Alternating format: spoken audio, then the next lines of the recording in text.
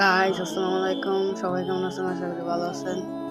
তো আজকে দেখাবো অনেকদিন পরে ছাদে উঠছি, ছাদের ভিউটা একটু দেখি। আর আমাদের বাসার পাশেই ইফতার পার্টি হইতেছে, আপনাদেরকে একটু দেখাই ভাবলাম। তো দেখেন, অনেকদিন পর ক্যামেরার সামনে আসলাম।